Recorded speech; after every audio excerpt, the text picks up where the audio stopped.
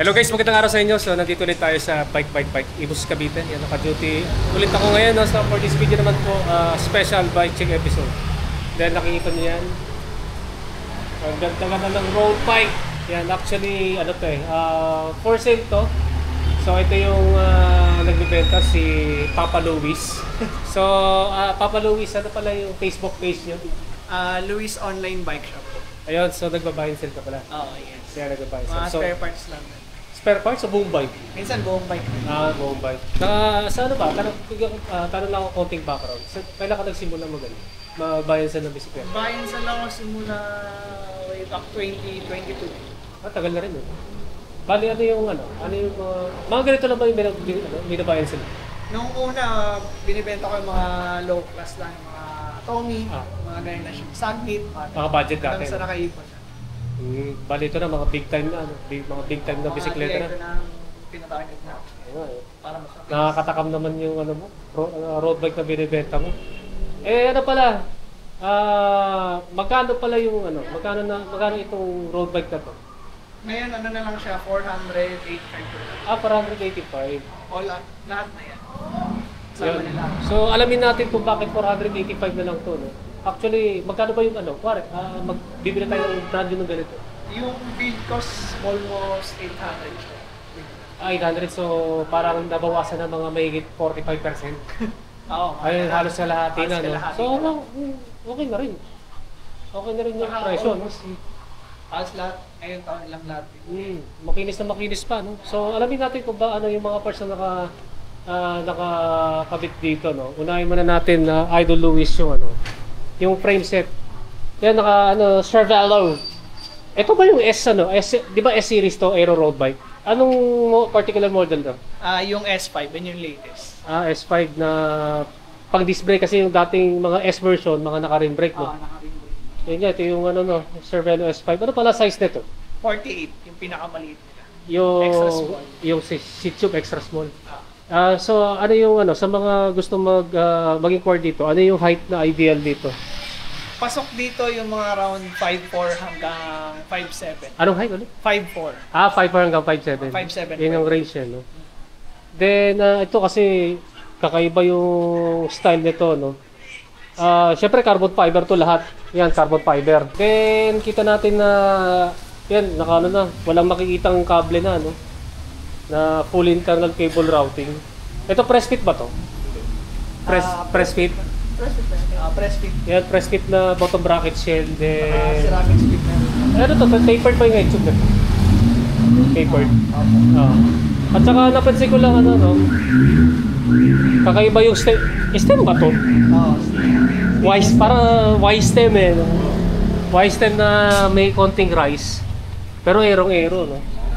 Yan, aero yung kakaibang stem, no? Carbon fiber din. Then yung integrated ba tatawag dito? Yan, integrated, no? Integrated kasi nasa loob yung internal cablings. Bali, gano'n pala kalapad nito? 38 centimeters po. Then yung naka-inward na, no? Yung uso ngayon, yung naka-inward na drifters, no? Kamaya talakayin natin kung ano yung STI nito kasi Shimano yan, no? Then, through axle, siyempre. Through axle yung drop out. Then, ang disc brake caliper mount niyan ay flat mount, of course. Yan, flat mount. Then, sa ano pa? Ano pala yung bar tape nito? Supakas. Supakas na bar tape. Then, yung details na kanyang seat post na Cervelo, no? Yan, naka-wedge type to. Yan, aero yung carbon fiber. Kung yung iba setback, anong tawag dito? Front back. Yan, kabaliktaran ng setback, no? Naka set front. Set front. Ilan ang nito? Dual. Naka-dual to. Kakaiba nga lang yung style, no? Then yung saddle, ito pa talaga nito? Yung model ito? Pack? Hindi, yun yung carbon niya, carbon model niya. Bali to, S-Works Power R. S-Works. Na may butas sa gitna. Malambot pero hindi masyado nagpe-flex, no? Tapos carbon railings. Then proceed naman sa drivetrain. Yan, naka 2x 12 speed. Yan 2x12 speed na drivetrain, ha. So ito yung Brifters o dual control levers o sikat na pangalan ng STI. Jura Ace na anong model to? Jura Ace Latest, yung 9200. 9200 na Shimano Jura Ace na DI2, no? DI ito po. Yan, DI2 na hydraulic na rin to, no? Then sa ano pala yung ano mo, crankset mo? Ilaili po na carbon crank. Eli carbon din, no? Carbon din to. Apo, yung neutron carbon chain rings. Carbon. Ito, lahat pala carbon. May power meter ba to? Apo, meron po. Ano yung power meter na to? XKD power meter. XKD? Ah. Meron pala itong naka-install ng XKD. Common name niya na power meter yung XKD na yan. Tapos Okay. may kita mo siya sa Shimano na cranksets. Ano pala? Ito 5236, no? Bali, tawag dito? Semi-compact.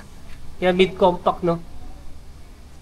Then, ano pa yung hindi ko pa... ito pala, R9200 din to, di ba? Apo. Na Shimano Dura-Ace na electronic shifting.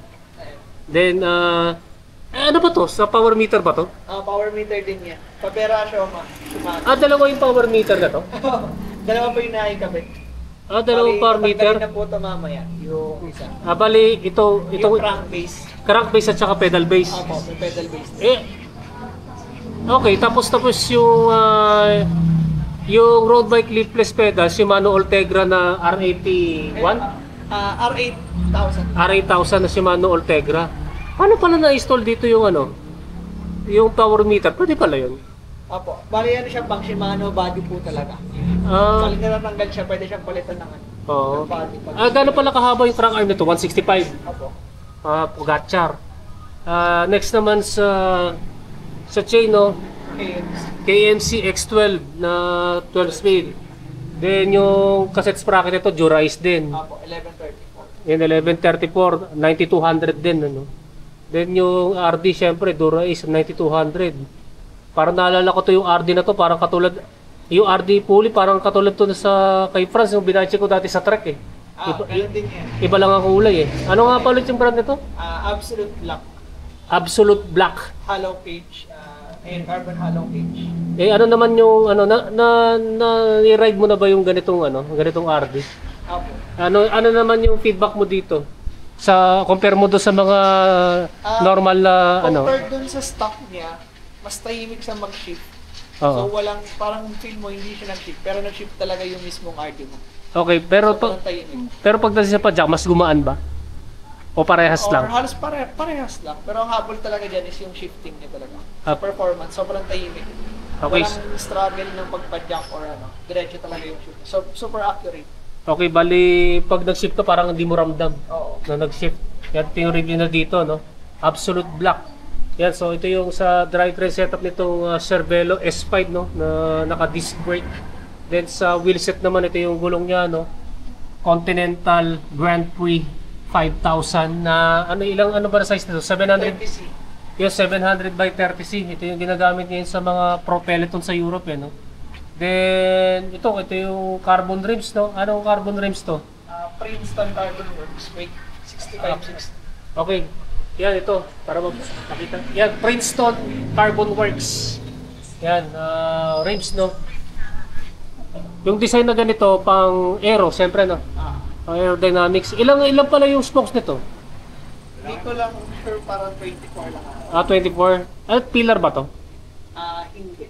An Pero hindi rin siya carbon. Nakalimutan ko yung pangatawag nila dyan sa ginamit nila na material dito. Pero hindi siya carbon. And din siya aloy pagkakata. Pero anong brand ng natatandaan mo pa? Wala eh. Hindi ko alam hindi ko tanda yung pangalan na kung ano yung ginamit nila dito. Pero may pangalan siyang naitawag. Parang katulad din siguro to ng ng pillar kasi hindi dumidikit yung magnet dun sa pillar. Hindi bakal, eh. Then sa naman sa hubs naman, DT Swiss 40. DT Swiss 40. Pwede ba natin i-sound check to? Okay. Yung nakabuhat, try natin.